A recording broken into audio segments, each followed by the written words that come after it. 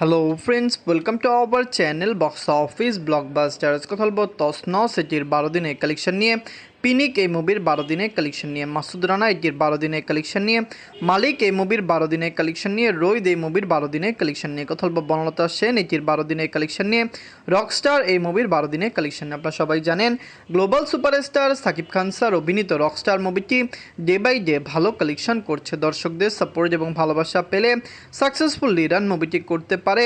অবশ্যই লাইফ টাইমে মুভির কালেকশন আরও বেটার হতে পারে।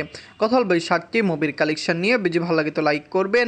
এখনও যদি বক্স অফিস ব্লগ বা চ্যানেলটি সাবস্ক্রাইব না করে থাকেন, সবার আগে সকল মুভির latest update plus box office collection জানার জন্য আমাদের চ্যানেলটি সাবস্ক্রাইব করে নেবেন। প্রথম হলো তসনস নিয়ে বাঁচল 2 কোটি টাকা। লিড হল মুন্না খান স্যার, এটি নিজেদের 12 দিন কমপ্লিট করেছে।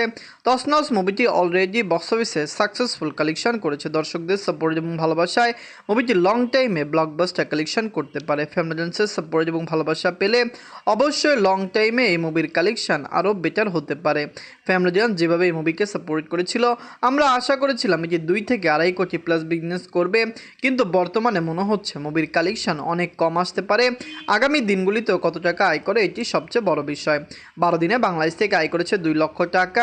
টোটাল এটির কালেকশন হলো 43 লক্ষ টাকা। আপনারা যদি এখনও তসনস না থাকেন, দেখবেন আমরা খুবই আশাবাদী ছিলাম যে মুন্না খান স্যারের এই মুভিটি বক্স অফিসে ভালো কালেকশন করবে। সবচেয়ে বড় বিষয়, তসনস রিলিজ হওয়ার আগে অনেকেই ভেবেছিল যে বক্স অফিসে ব্লকবাস্টার হবে, কিন্তু বিগ বাজেটের এই মুভিটি এবার মুখ থুবড়ে পড়েছে এবং আমরা নিজেরাও দেখেছি মুভিটি সেই রকম আশানুরূপ কোনো কালেকশন আনতে পারবে আগামী দিনগুলিতে, এটিরও কোনো রকম স্পষ্ট কিছু বোঝা যাচ্ছে না।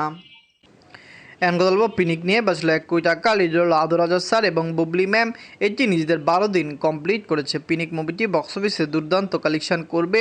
দর্শকরা এই মুভিকে সাপোর্ট করবে। আমরা আশা করেছিলাম এটি লং টাইমে বক্স অফিসে ইজিলি আরও ব্লকবাস্টার কালেকশন করবে। ফ্যামিলিয়ান সাপোর্ট করলে লাইফ টাইমে মুভির কালেকশন আরও বেটার হতে পারে। ফ্যামিলিয়ান সাপোর্ট করলে অবশ্যই পিনিক মুভিটি দুর্দান্ত কালেকশন করতে পারে। অবশ্যই লাইফ টাইমে মুভির লাইফ টাইম কালেকশন কমপক্ষে 1 থেকে 1.5 কোটি প্লাসও হতে পারে। 12 দিনে বাংলাদেশ থেকে আয় করেছে 2 লক্ষ টাকা। টোটাল এটির কালেকশন হলো 44 লক্ষ টাকা। আপনারা সবাই জানেন আদরাজা স্যারের বাংলাদেশে ভালো ফ্যান বেস রয়েছে, কিন্তু এর চেয়েও বেশি ফ্যান বেস রয়েছে বুবলি ম্যামের এই মুভিটি দর্শকরা সাপোর্ট করলে অবশ্যই লং টাইম এটির কালেকশন আরও ব্লকবাস্টার হতে পারে। পিনিক মুভিটি কি পারবে বক্স অফিসে ক্লিন হিট হতে হলে?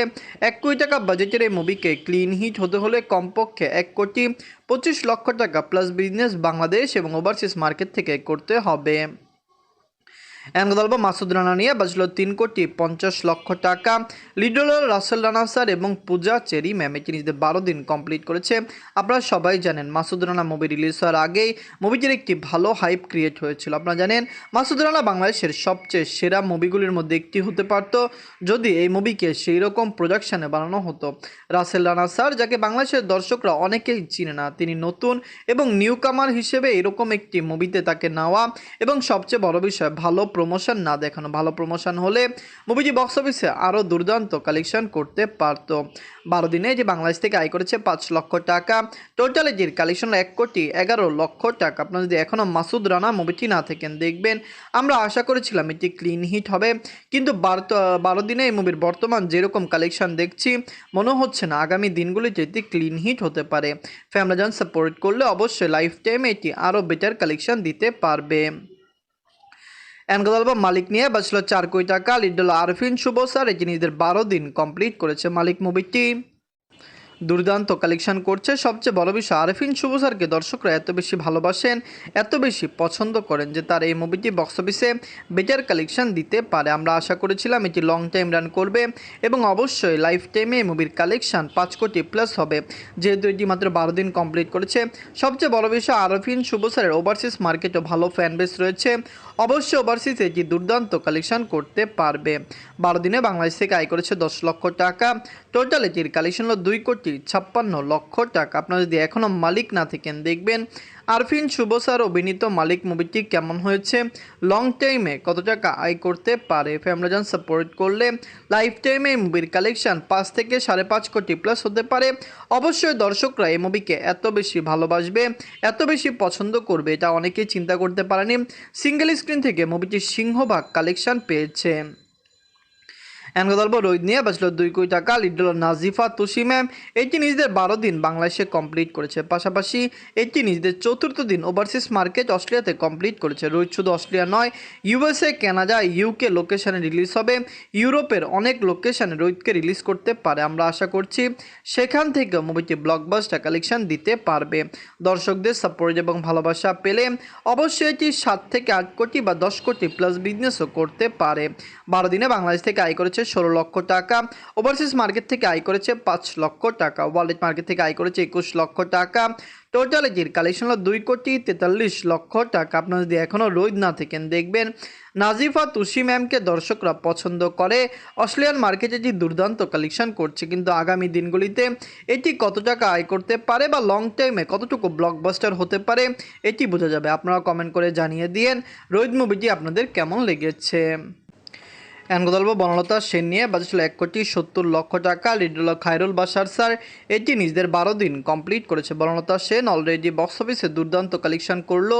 আপনারা সবাই জানেন এটির বাজেট কম হলো, আমরা আশা করেছিলাম এটি 10 কোটি টাকা প্লাস বিজনেস করবে।